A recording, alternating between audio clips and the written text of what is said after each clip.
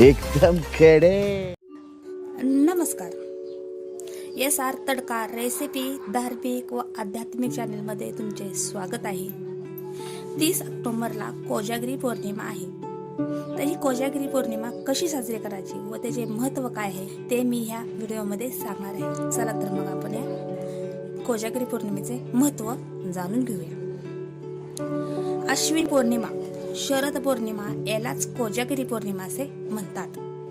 कोजागिरी पौर्णिमा शरद ऋतू मधील अश्विन महिन्यात पौर्णिमा येते। या दिवशी चंद्र पृथ्वीच्या अगदी जवळ असतो।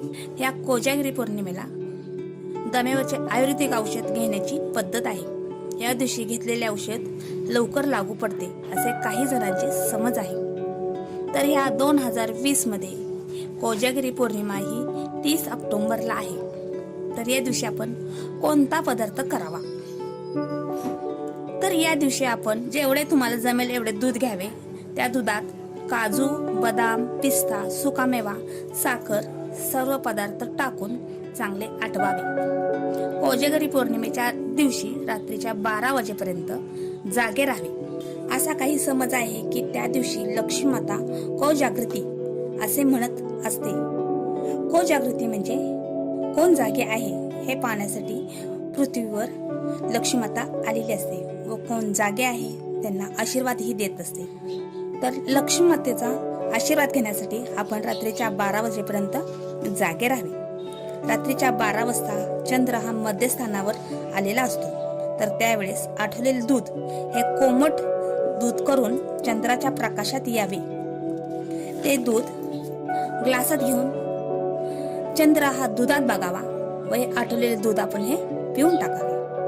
आता कोजागिरी पौर्णिमा, कोजागिरी पौर्णिमे दिवशी प्रत्येक कुटुंबातील वडीलधारी लोक आपल्या कनिष्ठांना ओवाळतात व कोजागिरी पौर्णिमा साजरी करतात। पौर्णिमेची रात्र चंद्राची रात्र सर्वांना आनंद देते।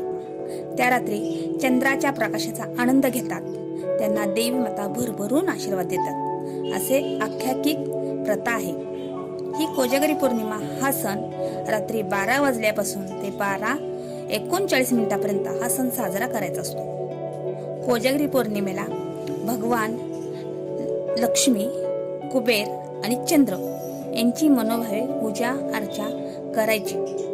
असा तो एकमेव दिवस म्हणजेच कोजागिरी पौर्णिमा होय। हा सण प्रत्येक जण आपल्या आपल्या घरी सण हा रात्रीच्या 12 वाजता सण हा साजरा करतात। तर काही जण एकत्रितपणे सुद्धा हा सण साजरा करतात। या सणाला रात्री 12 वाजता भगवान लक्ष्मी, कुबेर आणि चंद्र पृथ्वीवर येत असतात।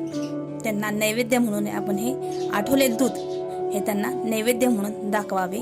नंतर आता आपण हे सर्वांनी दूध हे पिऊन टाकावे। असा काही समज आहे की काही ठिकाणी कोजागिरी पौर्णिमेची पूजा ही मांडतात। जे कोणी कोजागिरी पौर्णिमेची मांडणी करून त्यांची पूजा करतात त्यामध्ये भगवान लक्ष्मी, कुबेर आणि चंद्र यांची पूजा केली जाते। यामध्ये त्यांचे आपण पूजा करून त्यांचे आशीर्वाद घ्यावेत। जे कोणी अशी पूजा मांडतात त्यांना भगवान लक्ष्मी, चंद्र आणि कुबेर यांना भरभरून आशीर्वाद देतात।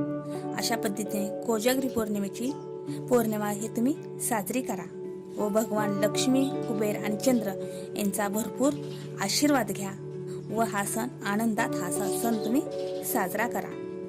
तर हा व्हिडिओ कसा वाटला तो कमेंट बॉक्समध्ये मला नक्की सांगा। असेच नवीन व्हिडिओ पाहण्यासाठी तुम्ही माझ्या चॅनेलला सबस्क्राईब करा आणि व्हिडिओ लाईक करा।